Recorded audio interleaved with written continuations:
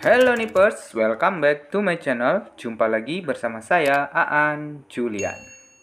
Oke guys, pemerintah sudah ketuk palu bahwa tahun ini, tahun 2023, akan dibuka lagi rekrutmen CPNS dan P3K.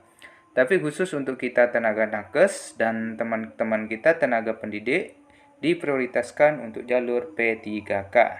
Jadi pada kesempatan kali ini kita coba bahas lagi soal FR P3K 2022, P3K perawat. Ini merupakan pengalaman pribadi saya, di mana soal seperti ini saya temukan saat mengikuti P3K tahun kemarin ya guys, tahun 2022. Soalnya tidak sama persis sih, tapi kurang lebih seperti ini saya susun sedemikian rupa, ya hampir-hampir mirip lah ya. Paling tidak ada sebagai gambaran buat kita dan buat teman-teman yang memang berniat untuk mengikuti seleksi CPNS atau P3K tahun 2023 tahun ini. Oke guys, kita langsung saja ke soal yang pertama. Seorang pasien berinisial Tuan S berusia 40 tahun datang ke RS untuk pemeriksaan tes HIV. Pasien penasaran dan ingin sekali mencari tahu penyebab diare, tidak nafsu makan, gusi sering berdarah, serta sariawan yang dideritanya sulit sekali sembuh. Dari hasil pengkajian didapatkan bahwa pasien terlihat kurus dengan BB 43 kg, tinggi badan 164 cm, sudah menikah dan mengatakan tidak pernah melakukan perilaku seks bebas. Namun dari hasil tes menunjukkan positif HIV.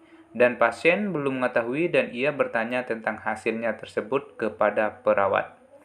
Pertanyaannya, apakah respon perawat yang tepat pada kasus tersebut?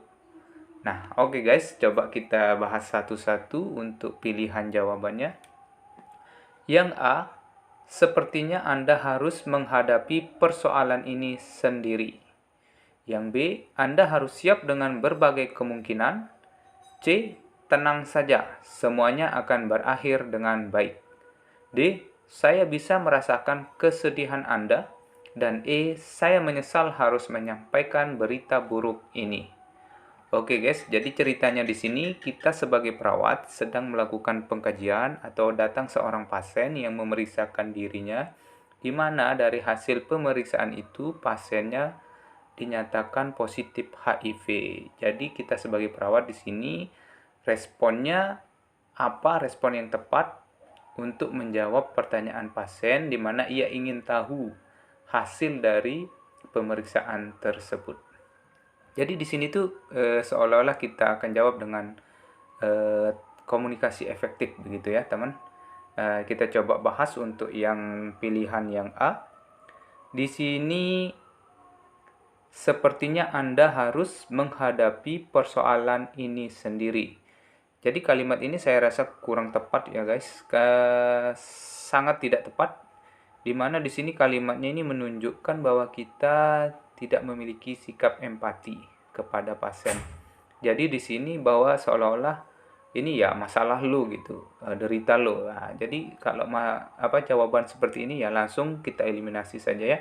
Karena kita sebagai perawat ya harusnya memberikan motivasi begitu, bukannya malah tidak peduli.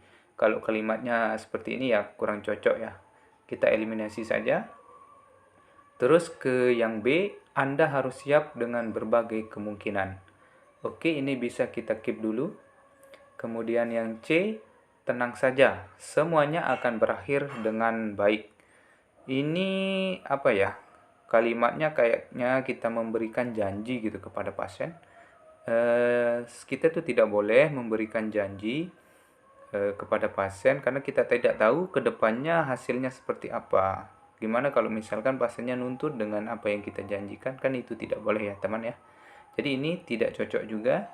Kemudian kita lanjut ke yang D, saya bisa merasakan kesedihan Anda.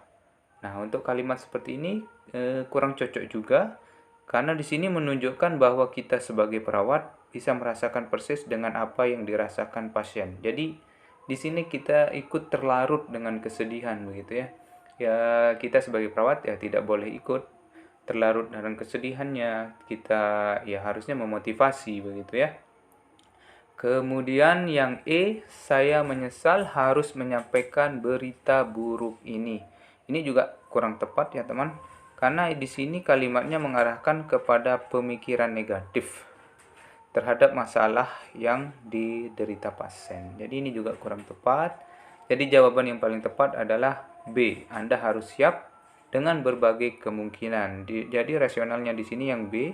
Kalimat ini bertujuan agar pasien siap menghadapi realitas. Begitu ya teman-teman. Jawaban yang paling tepat ya B.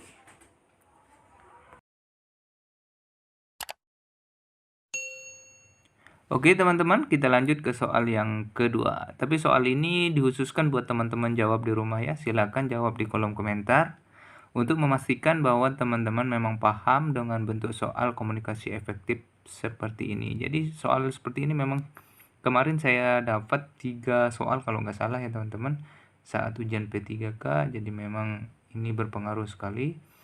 Semoga dengan latihan soal ini teman-teman lebih paham dengan bentuk soal komunikasi efektif ini. Jadi silakan jawab di kolom komentar. Semoga dengan adanya video ini teman-teman lebih paham lagi, dan untuk kedepannya kita coba bahas bentuk soal yang lain. Oke, terima kasih atas perhatiannya. Wabillahi taufiq wal hidayah. Wassalamualaikum warahmatullahi wabarakatuh. Bye bye.